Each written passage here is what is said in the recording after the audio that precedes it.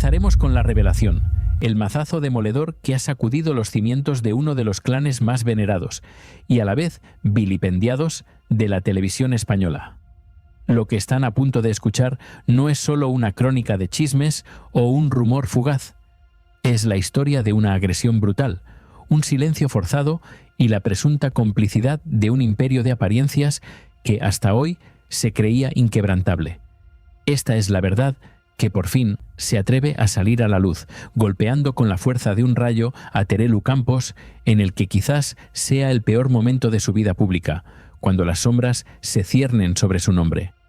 El nombre de Terelu Campos, sinónimo de décadas de televisión y de una saga familiar que ha dominado las pantallas, ahora se ve arrastrado al centro de una tormenta sin precedentes. Las críticas por su estrecha relación con la familia Constantino, su supuesta complacencia ante episodios que otros han denunciado como oscuros capítulos de sus vidas, han sembrado la duda sobre su integridad pública.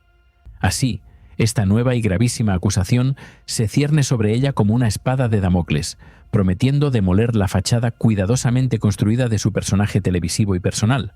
Es Enrique del Pozo quien, con una valentía admirable y tardía, ha destapado la caja de los truenos, revelando un suceso que no solo es impactante por su crudeza, sino también por el demoledor reflejo que proyecta sobre el funcionamiento interno de la televisión de antaño. Su testimonio nos transporta a una época donde el poder y la impunidad de ciertas figuras eran absolutos, un tiempo donde la ética parecía ser un concepto maleable y el miedo reinaba en los bastidores de los estudios. Es crucial entender que esto no puede ser excusado con la trillada frase de aquello era otra televisión, pues agredir, amenazar y silenciar a una persona es reprobable en cualquier década, en cualquier contexto, en cualquier sociedad civilizada, sea 1980 o 2025. Si la búsqueda de la verdad y la justicia resuenan en ustedes, les invito a formar parte de este viaje que busca desvelar lo oculto. Suscríbanse a tus 50 favoritos para no perderse ninguna de estas historias que exponen el lado más oscuro de la fama y el poder, así como las batallas personales que se libran tras bambalinas. Además, antes de sumergirnos por completo en los detalles de esta denuncia, me gustaría saber desde dónde nos acompañan en esta revelación. Déjenme en los comentarios un saludo o una bandera de su país para saber hasta dónde llega esta crónica. Para comprender la magnitud de esta denuncia, es vital retroceder y examinar el imperio que las Campos construyeron, ladrillo a ladrillo, bajo la atenta mirada de su matriarca, María Teresa. Su figura, un monumento a la resiliencia y al talento televisivo, forjó un linaje que sus hijas, Terelu y Carmen Borrego, se encargaron de perpetuar y expandir con su propia presencia en los medios. Durante años, su aparición en la pantalla era sinónimo de hogar, de tertulia cercana, un espacio donde la familiaridad y el carisma eran la moneda de cambio y el sello de su éxito. El apellido Campos era un sello de garantía, un símbolo de poder mediático que se extendía por pasillos, platós y despachos de las cadenas más importantes del país. Parecían inexpugnables, una dinastía que había sabido navegar las turbulentas aguas de la fama con maestría, siempre con una sonrisa y una aparente unidad que las hacía parecer invencibles ante la opinión pública.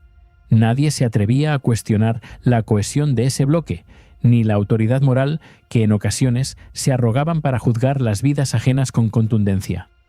En este universo de brillos y apariencias, Enrique del Pozo, un rostro conocido y polifacético de la pequeña pantalla, encontró su lugar como colaborador habitual en los programas de María Teresa Campos.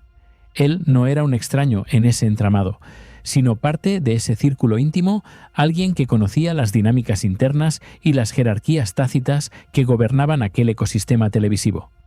Su presencia era constante, su aportación valorada, o eso parecía en la superficie, en la imagen que se proyectaba al exterior, como parte del engranaje. Pero la cortina que ocultaba la verdad se rasgó un día fatídico, tras las bambalinas, lejos de los focos y las cámaras que todo lo graban y lo exponen. En el santuario privado de los camerinos, donde los egos se relajan y las tensiones se exacerban, ocurrió lo impensable, lo que nadie se atrevería a imaginar en el glamuroso mundo de la televisión. Un espacio de preparación y relajación se transformó en el escenario de una agresión brutal, un acto de violencia que marcaría para siempre a Enrique del Pozo, tatuando una herida invisible. Según el escalofriante relato del propio Enrique, la agresión fue salvaje y repentina, un ataque por sorpresa que lo dejó vulnerable y aturdido. Me agarró por las espaldas 2 puñetazos. Narra con una voz que aún denota el dolor y la incredulidad de aquel instante, reviviendo el trauma. El impacto fue inmediato y fulminante. Su nariz, prácticamente rota, y su ojo, al borde de la ceguera, testificaban la brutalidad de lo sucedido con una elocuencia desgarradora.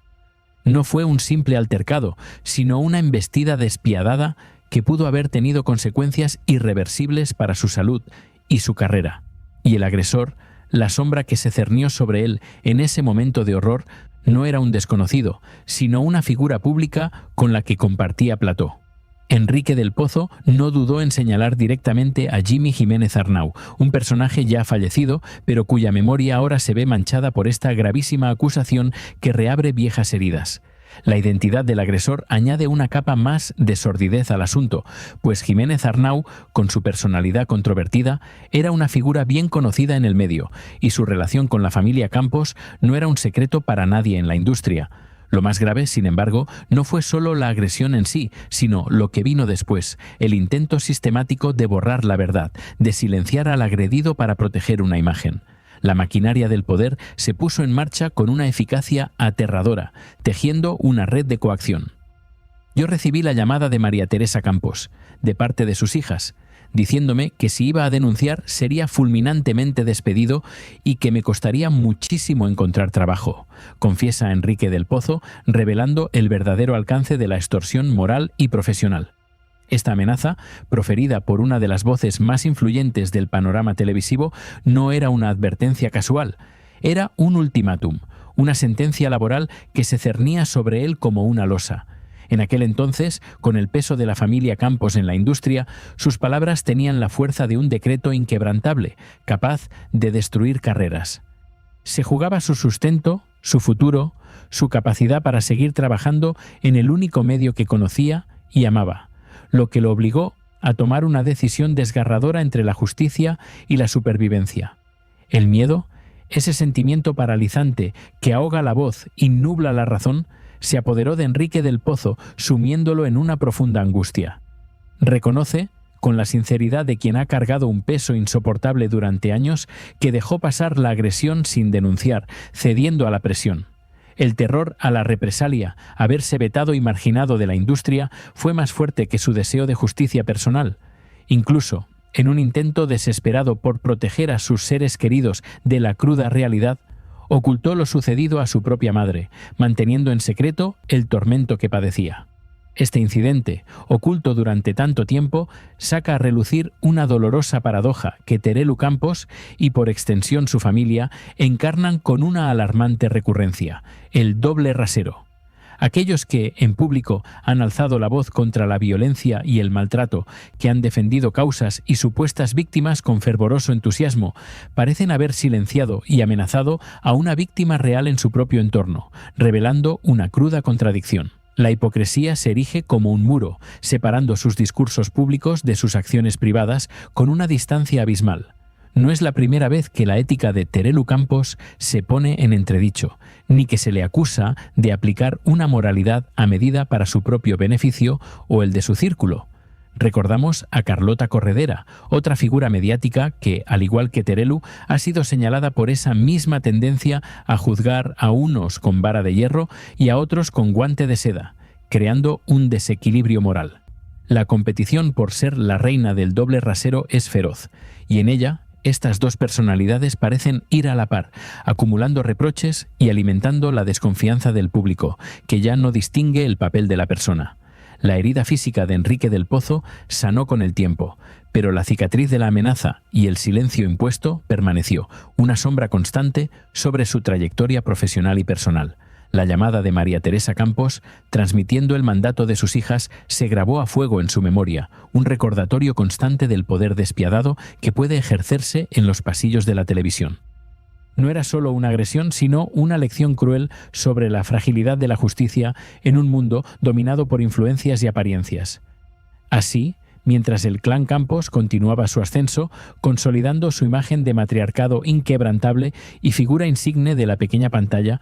Tras el telón quedaba el eco de una agresión silenciada, una verdad sepultada. La televisión, ese espejo que refleja y distorsiona la realidad, presentaba una imagen de unidad y fortaleza mientras los secretos y las presiones se cocinaban a fuego lento en la oscuridad de los despachos. El público, ajeno a estos turbios episodios, seguía consumiendo la narrativa oficial, la historia que querían contarles, sin imaginar la trastienda. El tiempo pasa, pero las verdades, por más que se intenten enterrar, tienen la incómoda costumbre de resurgir, a menudo en los momentos más inesperados y con una fuerza imparable. La denuncia de Enrique del Pozo no es solo un ajuste de cuentas personal, es un desafío al sistema, una grieta en la armadura de aquellos que creyeron que sus acciones jamás serían juzgadas, que su impunidad era eterna. Es un recordatorio de que los actos de violencia y los abusos de poder tienen un eco que resuena a través de las décadas, exigiendo su espacio en la memoria colectiva y en la justicia moral.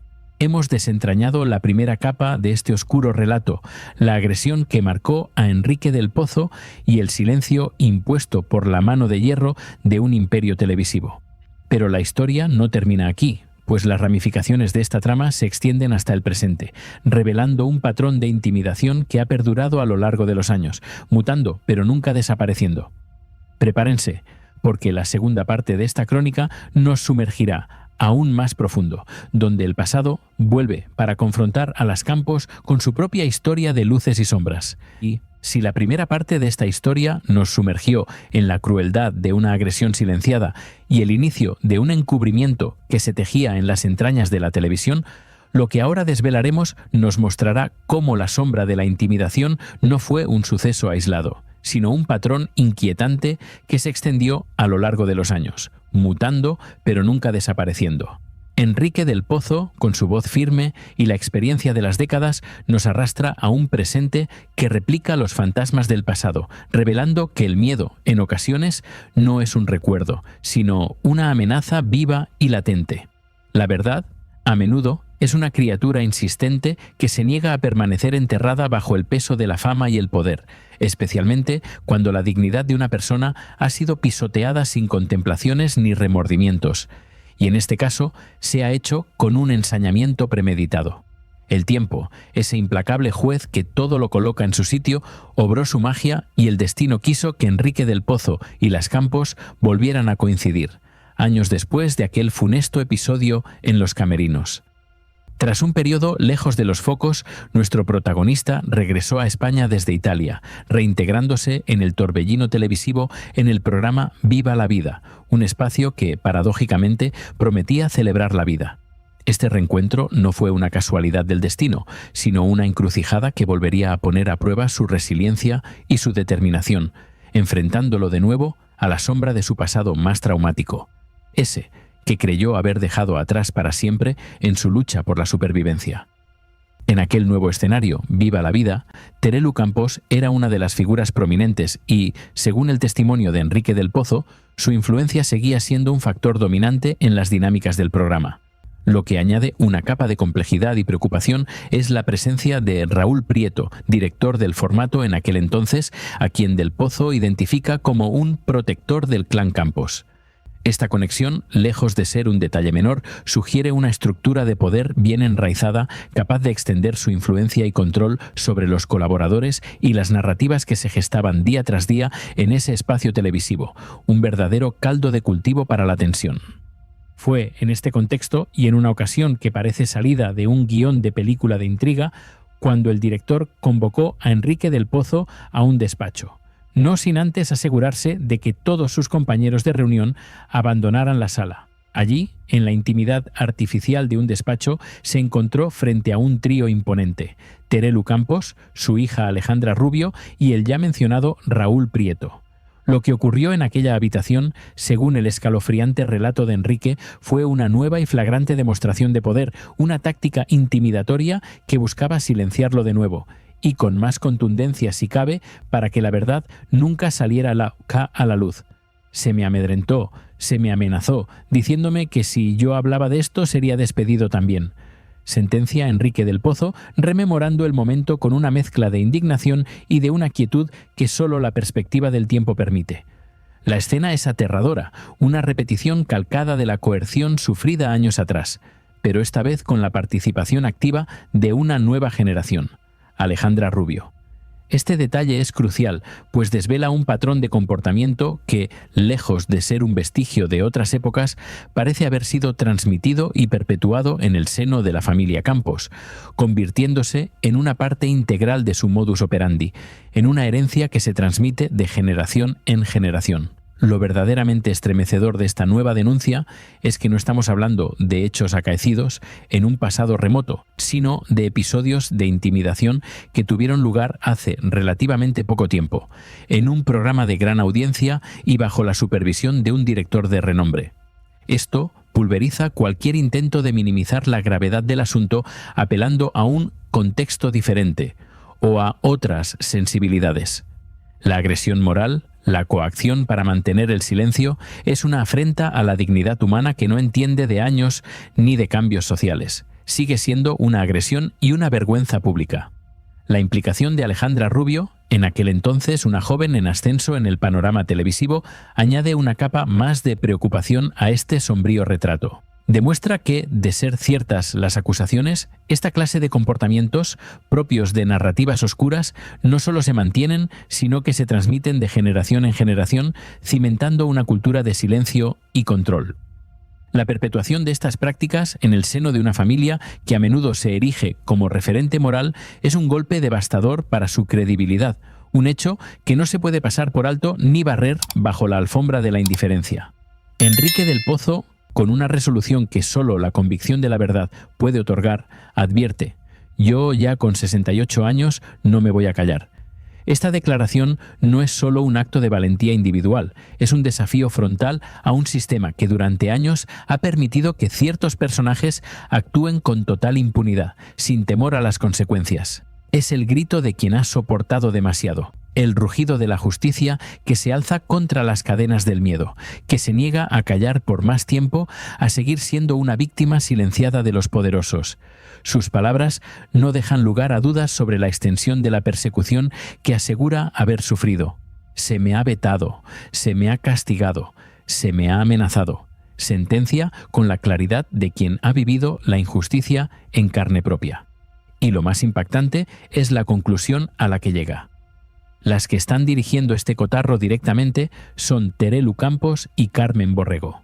Estas son acusaciones gravísimas, de una magnitud que, si se confirman, dejarían a las hijas de María Teresa Campos en una posición pública insostenible, despojadas de toda autoridad moral y de esa dignidad que tan a menudo han pretendido exhibir, de forma tan falsa como interesada. Esta denuncia nos obliga a confrontar una vez más el problema del doble rasero, una plaga moral que parece anidar en ciertos sectores de la televisión. ¿Cómo es posible que personas que defienden con ahínco a supuestas víctimas de malos tratos o que condenan la violencia en todas sus formas sean las mismas que, según este testimonio, han amedrentado y amenazado a un compañero para silenciar una agresión física? La pregunta resuena con fuerza, exigiendo una respuesta que vaya más allá de las excusas y los comunicados vacíos, que se atreva a mirar de frente a la verdad. Las palabras de Enrique del Pozo nos retrotraen a un audio estremecedor, un testimonio que ya resonó en el primer capítulo y que ahora, con la extensión de estas nuevas denuncias, cobra una dimensión aún más desoladora. Es la voz de la víctima, de aquel que fue golpeado en la oscuridad de un camerino y que luego fue silenciado bajo la amenaza de la ruina profesional. Una voz que hoy se alza para reclamar su lugar en la historia, su derecho a ser escuchado, a que su dolor sea validado sin peros. Pero la saga de las Campos, como un río que nunca deja de fluir, siempre nos reserva nuevas corrientes, nuevos conflictos, incluso cuando la marea de la justicia amenaza con arrastrarlas. En medio de este terremoto de acusaciones emerge un nuevo capítulo del culebrón familiar, un conflicto que parece fabricado a la medida de los platós televisivos y que tiene como protagonistas a Alejandra Rubio y Carmen Borrego, siempre dispuestas a generar contenido y controversia en el medio que les da de comer. El detonante, en esta ocasión, ha sido una disputa aparentemente trivial sobre la no invitación de Carmen Borrego al primer cumpleaños del hijo de Alejandra Rubio. Es un episodio que, en cualquier otra familia, podría resolverse con una simple conversación, pero que en el universo Campos se convierte en el epicentro de un drama televisado, diseñado para estirar el protagonismo y asegurar nuevas portadas de revista, o quizá un codiciado espacio en un programa de viernes. La necesidad de mantenerse en el candelero, de seguir alimentando la maquinaria del espectáculo, es palpable, obscena incluso. Carmen Borrego, fiel a su estilo, ha manifestado su sorpresa y su choque por no haber sido incluida en el círculo íntimo de la celebración, a pesar de que sus palabras intentan proyectar una imagen de aceptación. A mí me choca, no mi primo ni mi tía viene al cumpleaños, declara, dejando entrever una herida, una molestia que la contradice con su supuesta indiferencia. Es una contradicción flagrante, una muestra más de esa constante oscilación entre la aceptación pública y el malestar privado que caracteriza a esta familia, que siempre necesita de un conflicto para existir. Pero la trama se enreda aún más, como si de un guión preestablecido se tratara, con la revelación de Alejandra Rubio de que no sabía nada sobre la próxima operación de su primo, el hijo de Carmen Borrego. Yo no lo sabía, me he enterado esta mañana cuando he llegado al trabajo. Confiesa con un tono de sorpresa que, si bien puede ser genuino, alimenta el fuego de la polémica, añadiendo más leña a una hoguera que nunca se apaga. Esta falta de comunicación, o esta supuesta falta, es presentada como una nueva afrenta, una muestra más de la fractura familiar que constantemente les da de comer. La respuesta de Alejandra Rubio, en su línea habitual, se envuelve en una aparente aversión al conflicto. Yo no quiero, no busco conflictos, yo no participo de todo esto, declara, mientras, paradójicamente, alimenta la polémica con sus intervenciones, sentada en un plató en el centro de la controversia. Es la eterna dicotomía, la negación de la evidencia, la afirmación de que se quiere la paz mientras se siembran las semillas de una nueva batalla mediática. Porque, ¿qué valor aportarían al programa las intervenciones de Alejandra Rubio si no fuera por estos conflictos familiares, por esta constante necesidad de drama? La excusa de la casa pequeñita para no invitar a Carmen, pronunciada por Alejandra, es recibida con una mezcla de escepticismo y burla en el plató, y sin duda en la audiencia. ¿Habrá familias más numerosas que se apañen en casas más pequeñas?, se comenta, evidenciando la fragilidad del argumento. En el fondo, la verdad parece mucho más sencilla y a la vez más hiriente. Alejandra Rubio, por las razones que sean, quizás desconfianza, quizá animadversión, no deseaba la presencia de su tía en la celebración de su hijo. Y en su derecho decidió no invitarla, sin más florituras ni excusas que al final resultan más dañinas que la verdad sin adornos.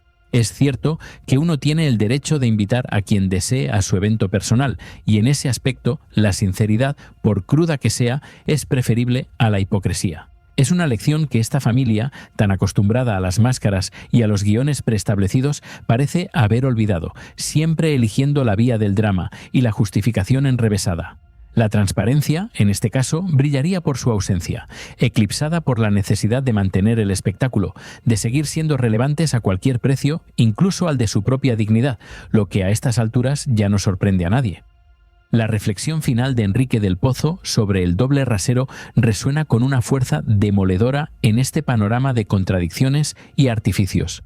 Su historia, la de una agresión silenciada y amenazas recurrentes, pone de manifiesto una verdad incómoda.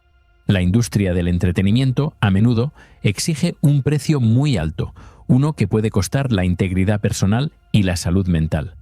Las Campos, con sus culebrones interminables y sus luchas de poder, parecen ser el epítome de esta realidad, viviendo de los conflictos que, de forma tan dramática como ridícula, siempre acaban por generar. Es un círculo vicioso que se repite una y otra vez, hasta la saciedad.